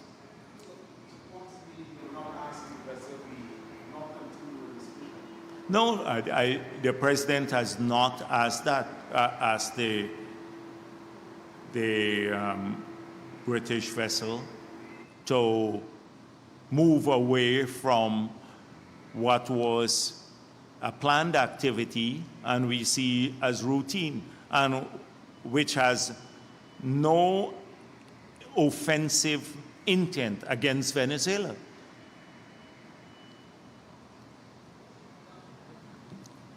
Good afternoon, Dr. Jagdeo. Yes. Just a few quick questions. Firstly, will the government be heading to arbitration over the U.S. $214 million in questionable costs recovered by Exxon, as highlighted in the first audit report? What is it? Will the government be headed to arbitration over the U.S. $214 million in questionable costs recovered by Exxon, as highlighted in the first audit report?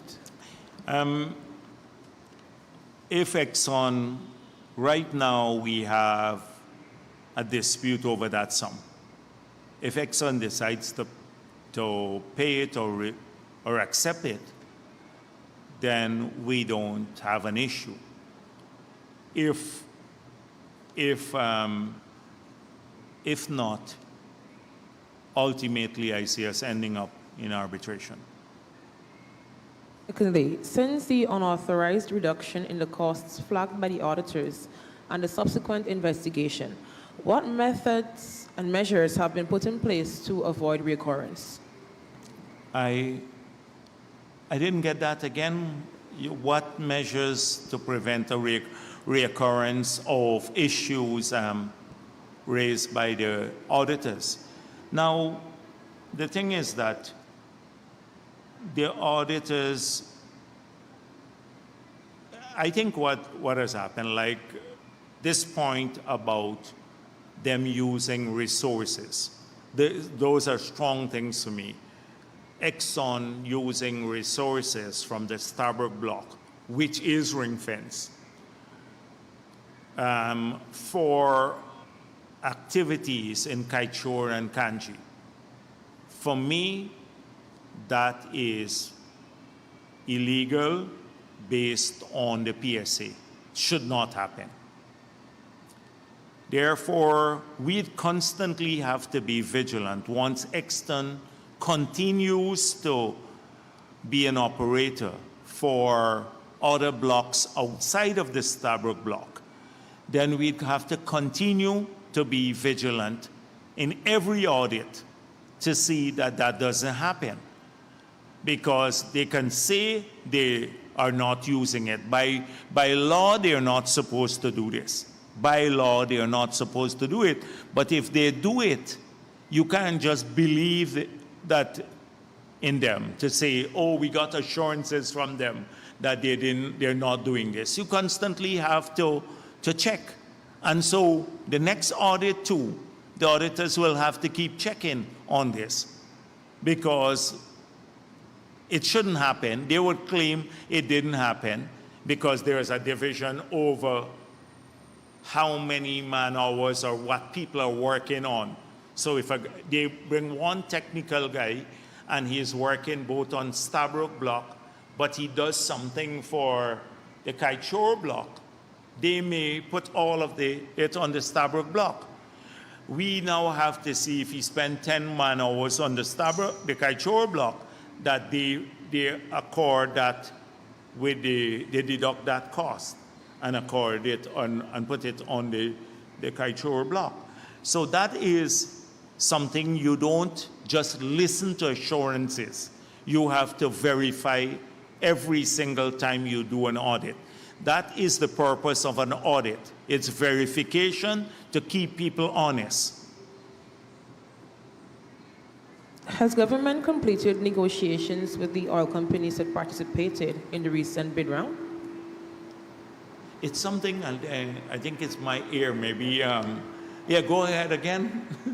Has the government Yeah. completed negotiations with the oil companies that participated in the recent bid round? Oh, no, they have not completed.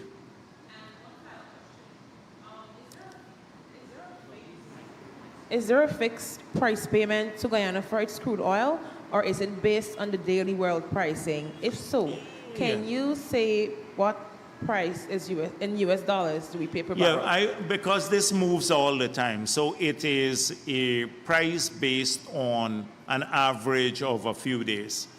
Okay? Yeah, and it's benchmarked.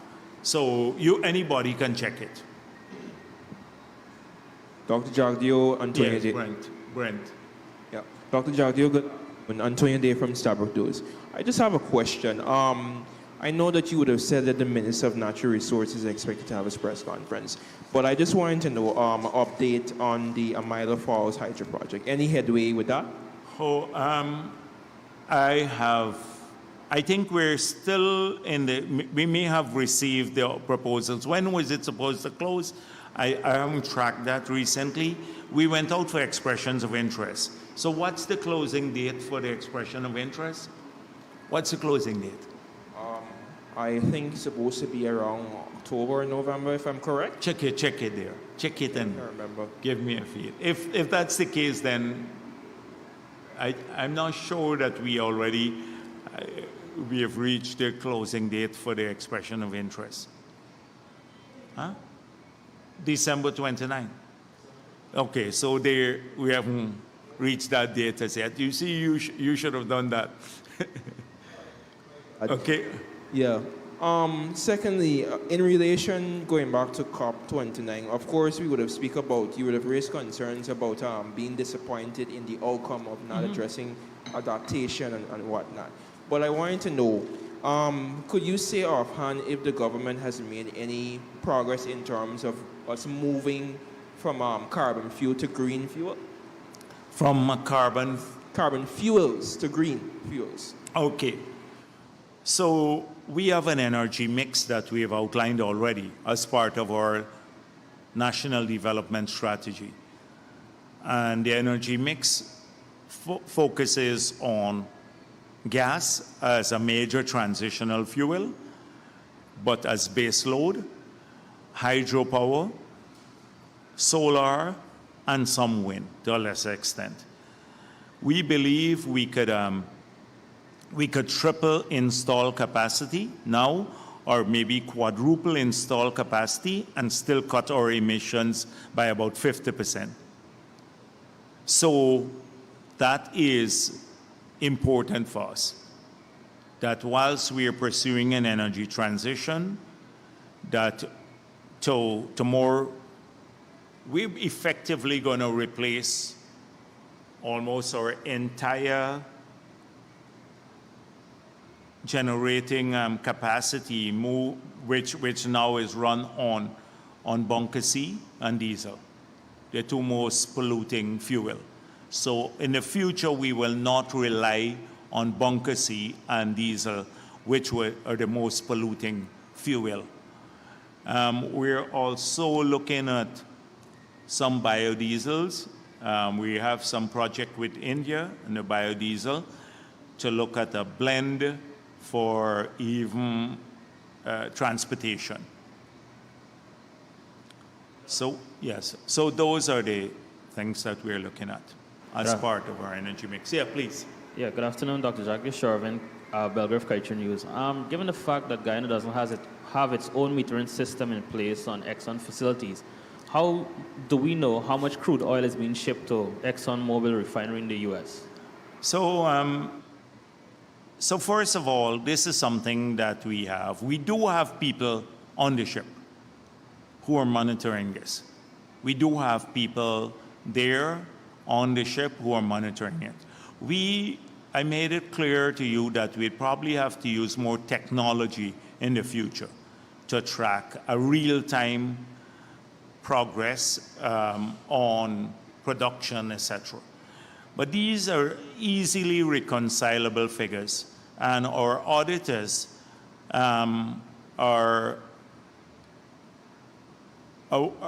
this information should be available to our auditors. So you recall the last audit that was done when they requested Exxon daily production figures.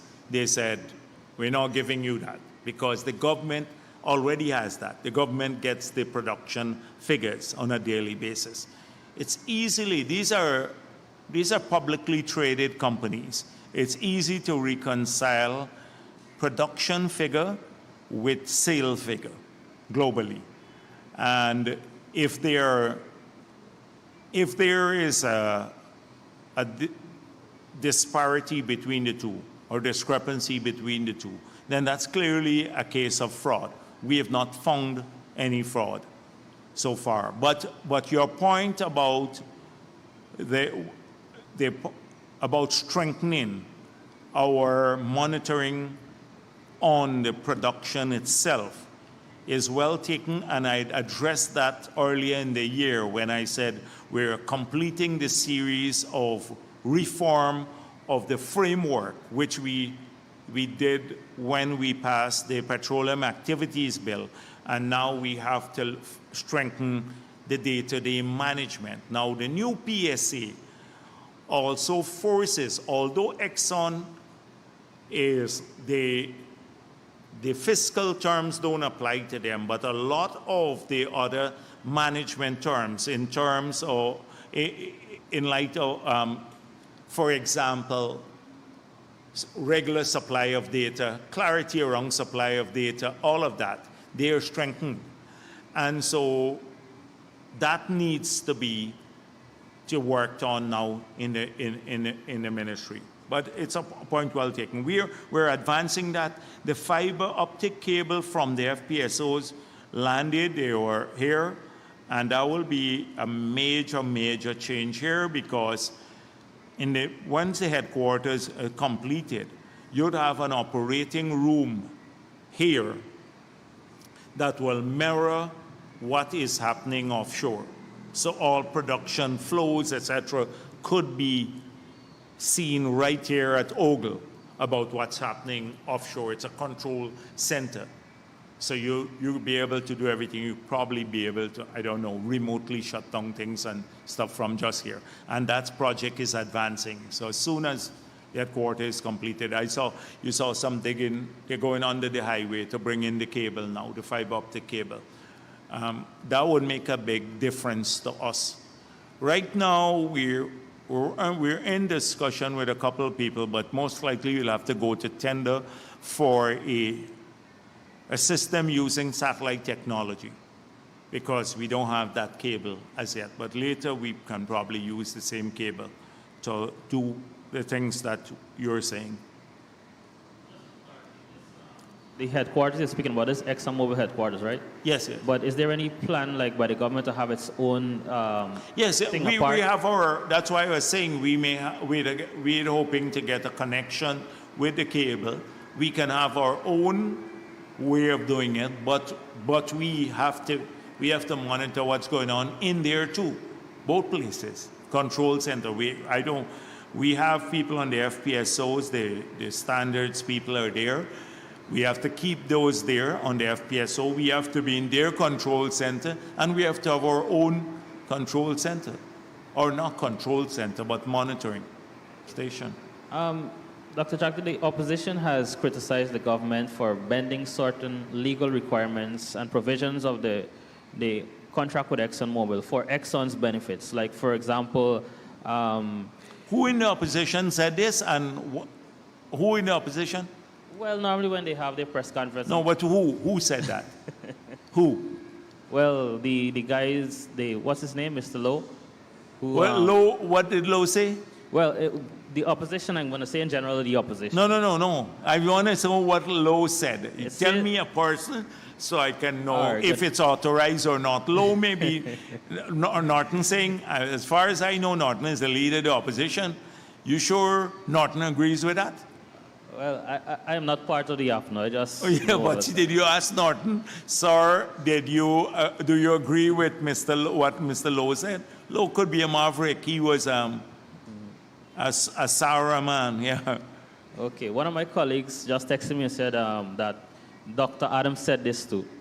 This, So you have a direct line. Who is it that texts you all the time? I see they text you all from the Kaichor News. Is it Glenn Lal? Can't be Glenn Lal, not the text. I think he'd have a hard time using text.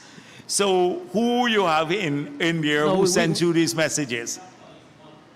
You have them monitored? So, yeah, just like we have is to the real whole time Kaichor monitoring for News Exxon. monitoring these press conferences? Of course. All right, I'm flattered. Go ahead. Right, Good. go ahead. The question is that the government has bended. This is what the opposition is claiming, Mr. Vincent. Right, no. Go ahead. It says go ahead. that it shows that the government has believes that this shows disregard for the country's rule of law. And some of the examples they made was like the challenge for the parent company guarantee and the no feasibility for study for the gas project. What is your response to that? Far from the truth. If anybody was complicit with Exxon, it was the APNO when they signed the agreement. I made it clear. You yourself have been putting out about that. What's a Clyde and Company report? You published the Clyde and Company report. Did you show Lowe that and say, how come you all did this overnight? Exxon drafted the cabinet memo for you. Did you ask him that? When you talk about complicity, that's complicity. That's your first question. Let's move on. Okay. Yes, yeah. You previously said that Exxon would have to return the money. This is on the You're going back with the same thing, man. I just dealt with the complicity. Oh. This man talking nonsense here when he said you're complicit.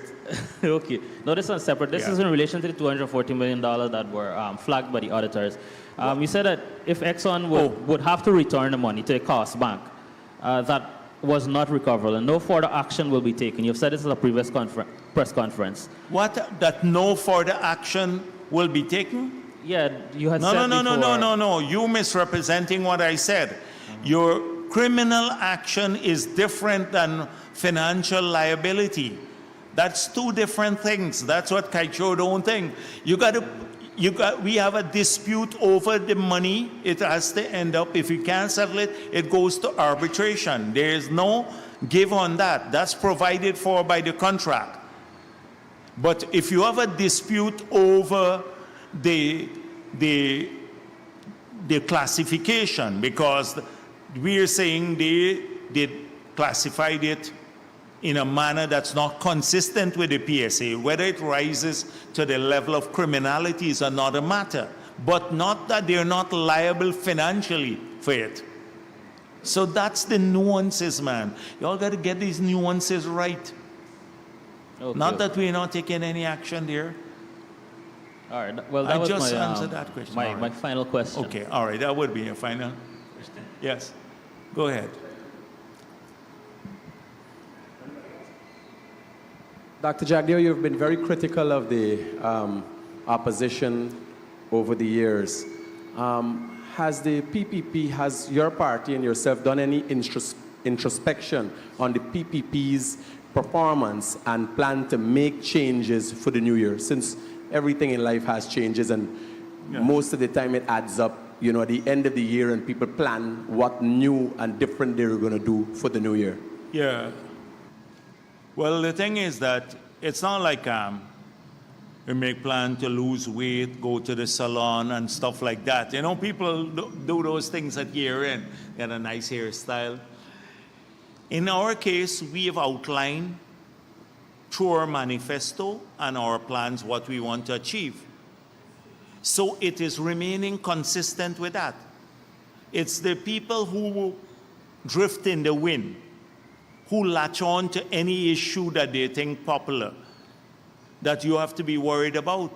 So one day it's Rick Ford Bork, another day it is the 6.5%, another day it is saying we are complicit with Exxon. It is those people who drift in the wind. We're not a party that drifts in the wind. Of course, given the level of of public works, we have to ensure we get greater efficiency, value for money. We have to make sure that some people deliver on their work on time, the contractors. Those are all operational things that we have to improve on. You have to constantly improve on your operation. Fighting the corruption. We got cases where the president was telling me in a portfolio review, he found out that you had cases where people, the contractors said they go to a public works and half of the project has been done or done by another agency, those kinds of things. Because we have thousands of these roads being built and etc. You would have the constant need to operationally improve your efficiency. The ministries, the PSs, get things done on time, make people payment. People work, sometimes they don't get their payment. On Christmas Eve, I think it was Christmas Eve, I can't remember the day, State House, what day I did a walkabout. And so I'm there at State House, and I got a call from Linden. I got a text. 700 of the part-time workers didn't receive their pay. So I saw the REO down here, and I said, go back home and get people paid tonight. Imagine we're approaching Christmas, that was almost Christmas Eve, and people not receiving their pay. All kinds of excuses, oh, this region, tons of excuses we get often. Now, that was 700 odd people who would have not get their money for Christmas. This sort of thing needs to be improved all the time in government. Government is not perfect. You got to constantly push people to do often what they do. I've seen contractors who finish their work waiting for payment. The people have a loan. They can't get their money paid on time. Some engineer doesn't go on time to assess their work. We've seen cases where you have shoddy work, the engineers don't go, people get paid for it. All the time you have to improve on that. But on the goals that we set ourselves, those are constant. Improving people's more and better job, more scholarships, more education, better health care, proper infrastructure, cheaper, reliable electricity. Those are constant goals that we work every year in each budget to get us closer to those goals. So you're not going to see drifting all over the place. You see consistency, more housing, etc. But on you're right, on operational efficiency, we constantly have to work at this. This is not something that you could rest and say, oh, we are pleased about it all the time. So there is a lot of room for improvement in these areas. Dr. Jagdeo, it's your last press conference, and a number of questions have been asked, and a lot of times the news agencies try to create hysteria in our society. One of the things that is looming over Guyana and constantly need to be looked at is investors' confidence, because all that goes on in our country and our development is hinged on investors' confidence. What confidence or what would you reiterate to investors as we go into the new year? We have absolutely no problem with that. We meet with people a lot, and we get a feedback from the private sector. We get a lot of feedback from the private sector because we work to engage people all the time. We've seen people go invest into our missions abroad, and we have not seen any change in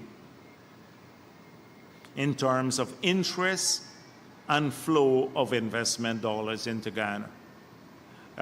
In fact, every day we're seen as a better destination for investments and long-term investments. And that's why it's important too that the government sends clear signals about how we will manage the economy, macroeconomy, the safety of people's capital here, their ability to repatriate the capital, the sanctity of contracts, the predictability in policies. All of these things are a hallmark of PPP governments of the past.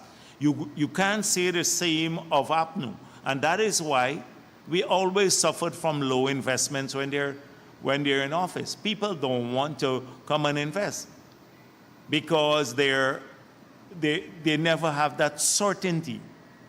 With us, we've made it clear, and we need that because the investable capital in this country is limited, but we're so pleased that people have leverage. I spoke earlier about the shore-based operations. All of them are majority owned by Guyanese. Several of the new hotels are owned, international hotels are owned by Guyanese. Almost all the housing units being built for rentals are owned by Guyanese to the oil and gas companies. We've seen a growth in the logistics company, construction companies. There's a past when we didn't have many construction companies. Warehousing, massive investment in warehousing. Guyanese are making these investments. More of our people are working in the oil and gas industry or in industries that supply services to this sector. There's been a massive growth in agriculture for that matter. Look at the massive soy and corn project that people are working on, hydroponics. We're looking at a dairy industry now. We've had 3 major interests. So I'm very pleased with the level of investments, and not just in oil and gas, but almost in every area, because the country needs all of these services. But we've not seen any abatement of investment flows or anything of that sort. Yes. Okay. Thank you very much. And a Happy New Year to all Guyanese.